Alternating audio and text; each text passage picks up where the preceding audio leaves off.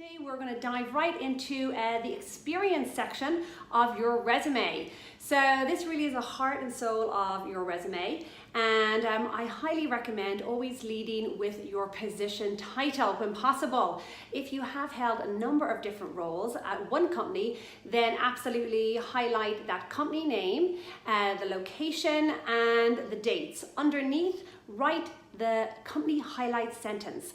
Unless it is a really globally and well-known organization, many recruiters and hiring managers are not going to be intimately aware with every organization's industry focus, size, culture, etc.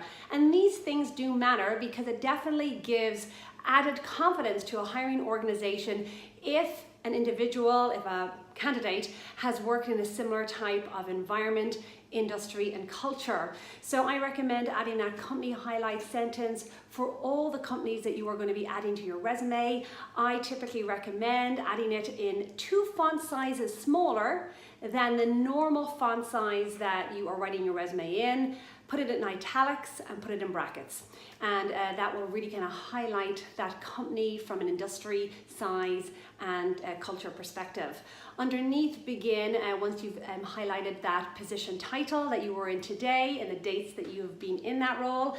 Give an overview, 1 to 2 sentences at most, that highlight why you were hired, the cross-functional partners that you work with, the team that you lead and manage, and of course that core area of focus. And then follow that by developing 5 to 8 robust sentences that really highlight those core responsibilities, cross-functional partners, programs and initiatives that you have been responsible for driving, leading, or taking part with.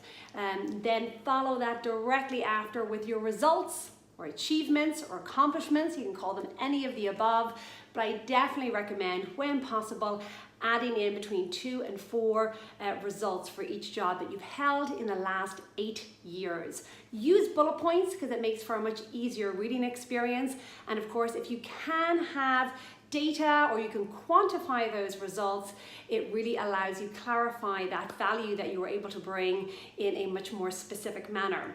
So follow that thread for the roles you held in the last 6 to 8 years, and then once you get to that 8 to 10 year mark, you can really kind of pull back the descriptions that you are using to highlight what you did and just focus on sharing that overview as well as 1 or 2 achievements. Once you get to the 15-year mark, an overview really does suffice. So that is your experience section. This really should speak and align to the position or the responsibilities listed in that job description that you want to apply for. I always highly recommend customizing your current role and the role that you held in the past, so that prospective employer or recruiter does see that immediate alignment. And of course, ideally, some of those keywords and skills will be repeated throughout your experience section as well as in that prior section, core competencies. Right after, we follow with our education and optional headers, which could include personal interests as well as volunteering work. I do like to add those too because it gives you an opportunity to connect potentially with a hiring leader or a recruiter. And then from an education standpoint, education will always follow your experience unless you have graduated in the last 18 to 24 months. In that case, bring it right up the top of your resume and pop it directly beneath your professional summary. Thanks so much for watching.